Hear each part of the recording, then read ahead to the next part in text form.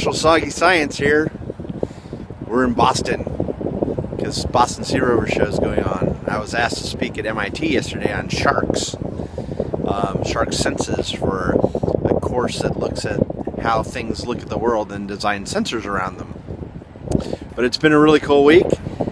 Cambrian Foundation was speaking today on career opportunities for marine sciences. It's been going on for 10 years here, so really cool, very interesting week. Well, it turns out that the ocean absorbs smog, or a main component of smog, upwards of 15% a day. Nitric oxide is absorbed every night by the ocean, which is particularly valid for Los Angeles. And it looks like 95% of fish hide in the Mesopelagic region, which is 100 to 1,000 meters or 300 to 3,000 feet deep in the ocean, and then they vertically migrate.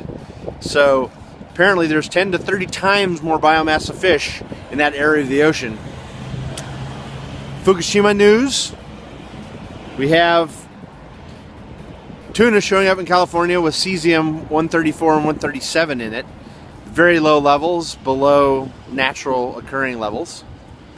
And it's able to tell when they've migrated and how old they are. So that's a super interesting finding. Cesium-137 is a byproduct of our nuclear testing, but 134 is only from Fukushima. So scientists are using that to tell how long it takes them to migrate, and they've seen that tuna have made it from Japan, where they breed, to California in as little as 30 days, and on average 2 months. That's kind of crazy. Nutty, I tell you, nuts. Well, it looks like all the shark writing you've been seeing on YouTube is not so good for conservation efforts. If one shark were to bite somebody, that would be bad news, and you know the press would be all over that. So conservationists are discouraging shark writing, and it's highly dangerous if you're not experienced and understand exactly what you're doing. You shouldn't really be interacting with marine life that way anyway. Western Australia, shark calls continue. Is this going to be mentioned every week? All of Australia, shark calls continue. Well, Sea Shepherd took them to court and they lost, but now the big picture federal government of Australia is questioning renewing the permit. It expires on April 30th. So we'll see how that pans out. Interesting news, crazy out of Monterey. A blue whale was attacked by orcas. These would be the solitary orcas, but crazy video of that with blood coming off the fluke of a blue whale.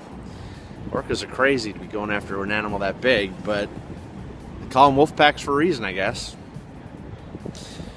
Turns out that sea turtles do not hang out where we thought. When they're little, we used to think that they go around the great North Atlantic gyre and then come back as adults into the breeding grounds. Turns out a lot of them spin off into the Sargasso Sea and hang out. So that's an interesting development, and I look forward to a lot more. Satellite tagging is becoming just an amazing tool. Turns out that a Harvard